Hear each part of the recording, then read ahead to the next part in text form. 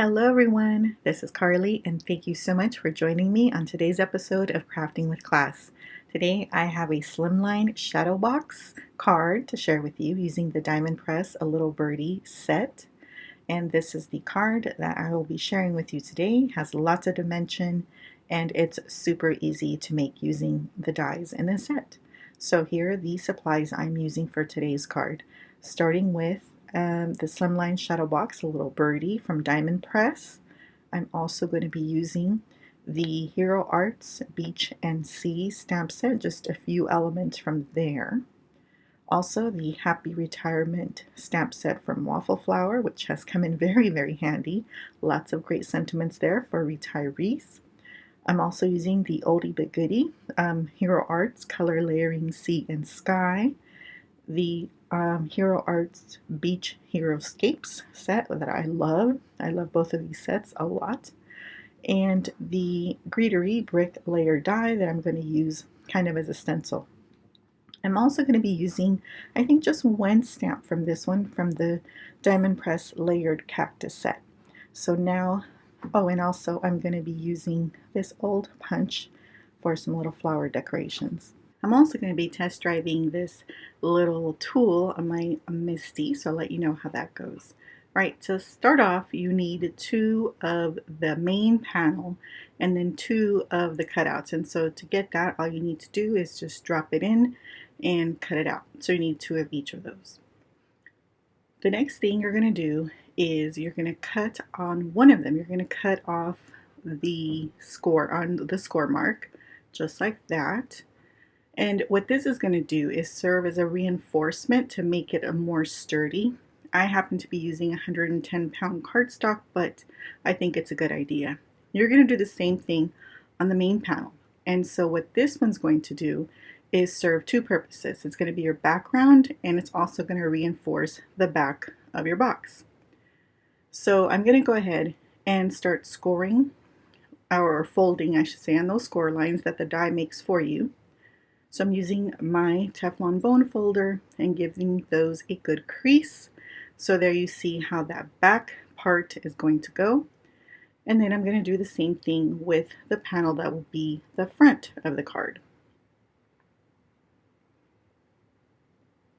So once that is ready to go, then this would be the reinforcement part that gets glued to that same panel. And then you can see how it would go into place like that. But of course, you would have those panels glued together so they wouldn't be flip-flopping around like they are there. But you get the idea of the mechanics of this die and card type. It's super easy, right? Now that we have our pieces ready to go, I'm going to go ahead and start with the back panel. So I'm going to go ahead and get the rest of these pieces and just set them aside. Now, in thinking about this card, I wanted to create like a beach scene. So looking out onto the beautiful ocean.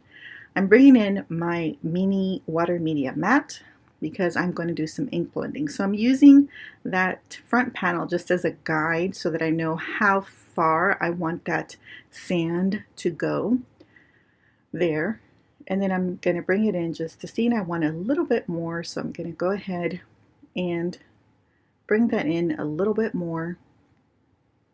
And this is, I'm using tea dye Distress Oxide. It is my favorite color to make sand. So I like where it is there. So I'm going to go ahead and start with the ocean part. So I'm starting off with tumbled glass. And I'm being very careful not to bring it on top of the brown because that will make an icky color. That is not a pretty beach color, so I'm making sure that I stay a little bit far away from that, but I will bring those colors a little closer together as I ink blend some more. So now I think I am using Mermaid Lagoon as my next blue. This is Peacock Feathers, and I love bringing in Peacock Feathers anytime I do an ocean sea scene because I love how it adds that touch of green to the water. And so I love mixing Mermaid Lagoon and Peacock Feathers for that beach ocean And then I'm bringing Blueprint Sketch, and I like adding this blue because it adds, the deepest depth of that ocean. So that's kind of the color that, it reminds me of. So I know this looks like a hot mess right now, but this is just the first layer. So I'm just seeing kind of where the colors are. And now I'm going to blend because I like where everything is laid out. So I'm going to go back to those colors. I'm going to blend everything in. And if you've used distress inks or oxides, once they dry, they will absolutely even out. So it won't be all splotchy like it looks here. So when you are working with these inks, just remember that don't toss it away if it looks ugly. While you're doing it, let it dry and it will come together seamlessly. So I like the way that looks. And so now I decided I want to make the illusion of waves. So I'm just ripping up a little piece of cardstock there. And then I am going to use that as a template. And so I'm going to come in with that Blueprint Sketch. And I'm just going to kind of ink some wave borders there, just a little bit of that illusion of waves. And I know it's super hard to see here, but I will bring it up so it's a little bit closer to the camera in a moment. And you can see the subtle wave-like patterns this creates, and it looks super cool. I love it. Super easy to do as well. Now I'm going to work on the front of the card. So I am taking this Greenery and I'm going to stamp it in Mode Lawn Distress Oxide. And I have an idea of, like this foliage coming down from the arches of this wall. And so I'm going to go ahead and stamp them across that whole front here and there.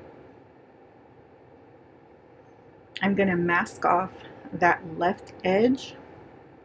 You really don't need to. I think it'll be fine if you don't, but I just decided to go ahead and mask it. And then I will stamp it there as well.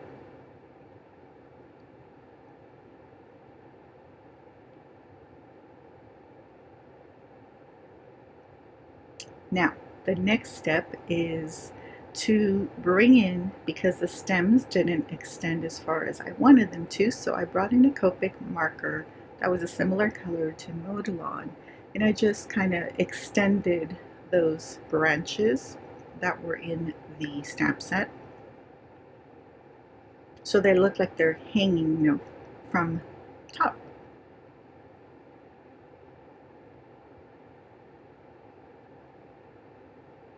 Okay, so now I am going to go to the fun step. So I took this die that cuts out this little brick kind of thing, but I'm using it as a stencil. So I am taking some texture paste, and I use the trick that Amy R. shared about putting some press and seal to seal it, and this absolutely helps to keep it from drying out.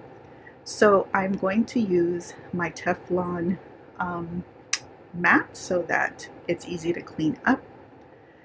And I'm going to think about, where do I want to put the stencil? I'm going to go ahead and take some of that texture paste with my knife there and just put a big old dab on top.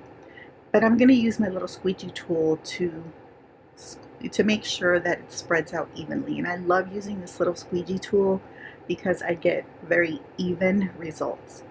So as you can see there, it looks so cool. And then I can just scoop up any of that right up that was on the mat. So now I'm going to take another one and just kind of decide where I want to put it and do the process again. So once I'm happy with where I want it, I'm going to put a little clump of that texture paste and then squeegee it on top to make sure that it's even covered. I'm going to lift it up, and then I'm just going to clean up those edges by just removing it with my finger. And then I'm also going to squeegee up any of that excess with my squeegee tool. And I'm just going to continue the process. So here and there, adding those brick details, and I absolutely love this detail. In a former, or I should say in a past video, I did it on a card for the first time and I absolutely loved it. I saw Vicky from Clips and Cuts do it on one of her mixed media pages, and I was blown away and I had to try it myself. And ever since then, I absolutely love doing this technique. It's just amazing. So I love doing it. If you get any extra, you can just, take your fingernail and just knock it off. Now, there it is, all done. I'm going to set it aside to dry.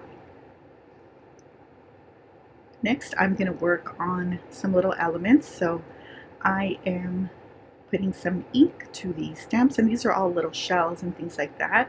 I'm using my little tool here, and I have to say this little tool is a winner. It definitely was very easy to use, and it did give great results. So highly recommend that. I will continue to use it. So as you can see, I use my color pencils just to color in all these little seashell elements. So nothing fancy, because colored pencils are pretty easy medium, and it just gives very subtle results here, and that's what I was going for. I fussy cut them out, and here they all are. Now here's the magic. So I'm using some pumice stone distress oxide. I'm going to add some water to that and mix it all up nicely with my paintbrush. Now this panel is completely dry now with the bricks on it, so I'm just going to paint on the color on top of the bricks, and what this does, it gives it a just subtle just dressing, and it looks so realistic and absolutely amazing. And again, this is because of Vicky's technique. And so yes, look, just putting the bricks makes it look awesome, but this is like next level. So as you can see when I bring it up, it just is such a cool thing looking at it compared to just the bricks themselves. So this just adds kind of that mortar look in between them, and it's just such a cool addition to this brick with the texture paste alone. So I'm going to go through and do that to all the little bricks. You can add as much or as little as you want, depending on the type of look that you want to give it. And of course, you can use any color you want. But I wanted to keep this a bit muted, so that's why I went with the pumice stone. I do have a bonus card to show you at the end, and then I used hickory smoke with that, which was a darker color, so you'll be able to see the difference in the bonus card I have to share at the end. So again, make sure you let the bricks dry completely before you go on to the step. But as you can see, it just looks so super cool, and it really makes those bricks pop for that dimension. Now I'm going to take all the little pieces that I stamped, colored, and fussy cut, and I'm going to lay them out on my card just kind of to see where I want them.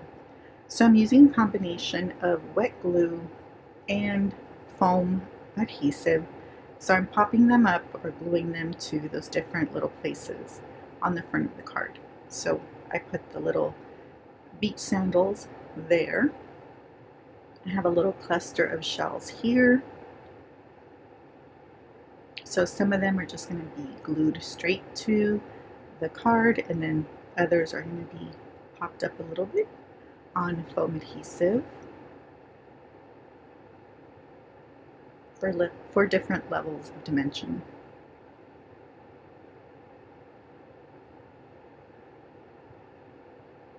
There's a little sand pail and beach ball, and then a couple more shells and a sand dollar there. Alright, so this is how it's looking so far. So far so good. Okay, so now I am putting some images that I plan on using onto that beach scene. So I'm kind of just deciding where I want to put them. Once I have them where I want them, I'm going to go ahead and put them into my Misty and stamp them out. Now I was completely out of frame, so I'm not going to show the process, because you can see here I was pretty much out of frame the entire time. So but I'm just stamping them in place. So I'll do this a couple of times, and I'm just using black ink, and so there they are. So I put some sailboats, a couple of surfers, and somebody who's exiting the beach. Okay, now that that's done, I'm going to go ahead and adhere that layer to the inside. So remember that this is kind of the supporting layer. This is the piece that we cut the tab off of. So I'm going to glue those layers together and glue them down. So that's easy to do. And that will just reinforce and allow the card to stand up nicely. Now, I decided I needed a sentiment because it was a little bit bare on that top part. So it was a great place to put the sentiment there. And so of course I used my little tool. I forgot about it for a minute, but really I highly recommend it. I'm using the sand embossing powder from Hero Arts, which I love. And I just wanted something subtle, and of course having it look like the sand behind it is perfect. Alright, so now I'm ready to adhere this panel to the back of the card. Now while I was getting ready to kind of put it together, I realized that you could hide those tabs by gluing. So as you can see here, I'm gluing the tab to the back of the card like so, and then making sure to, of course, let the glue set. And that's the only thing about wet glue, is you need to give it a minute to set. Okay, so now that it's set, I'm going to go ahead and attach my back panel, and by doing that I'm hiding that seam. So you cannot tell that this card is made up of two different pieces because the seam is hidden. Now you can hide the other side of the seam if you sandwich it between the two, the reinforcing front panel and the front of the card, but I didn't think about that until I got to this point. So if you're making this card, you may want to think about that when putting it together.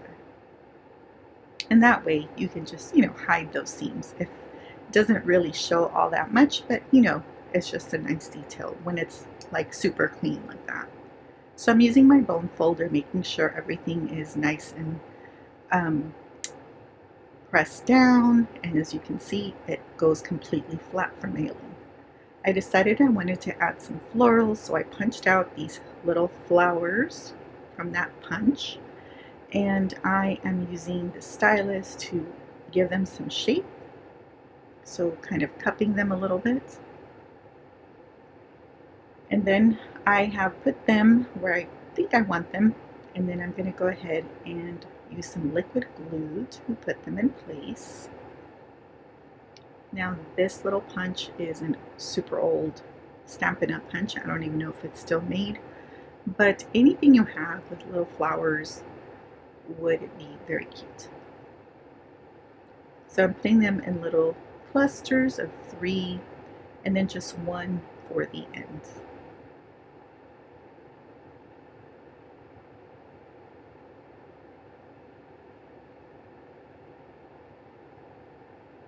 Then I'm using some stickles to add some sparkle and shine to those seashells and some of the little elements there.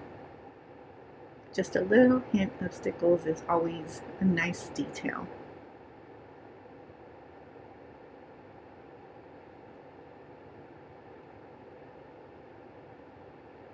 Next, I'm taking my black zig. I think this is the zig marker. But what I like about this is that instead of it being clear, it's black. So it's like black sparkle, which is nice because it looks like black sparkle embossing powder. So it's a really nice pen to have. So you can see the difference with the little surfer on the sand as opposed to all the other images that are much sparklery and black. And then I'm just using this is the clear one, and I'm just putting a little dash of clear underneath the surfers and the sailboats just for more sparkle on the water. And then I'm adding some Nouveau drops and pink to the centers of those little flowers. So I'm going to let this dry as I work on the inside. So I am stamping the inside sentiment. As you can see, I left a 1/4 inch tab at the top because I want to attach this to the front of the card. Now you don't have to do this. You can write your sentiment directly on the back of the card. There's plenty of room, as you can see, but I'm going to go ahead and just make this little additional part. So I'm going to add some glue to that little tab, and I'm just going to adhere it to the back of the card so that it opens up like a regular card. So as you can see there, and I'm going to use my bone folder to reinforce, make sure that's glued down well.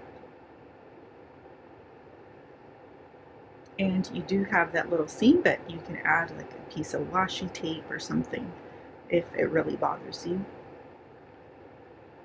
But there it is.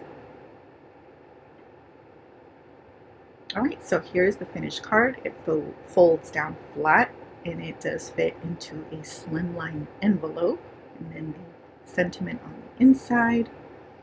So I am bringing out a slimline envelope so you can see it's smaller, so it has plenty of room to fit in there. Even with all the little dimensionality, it's still pretty flat.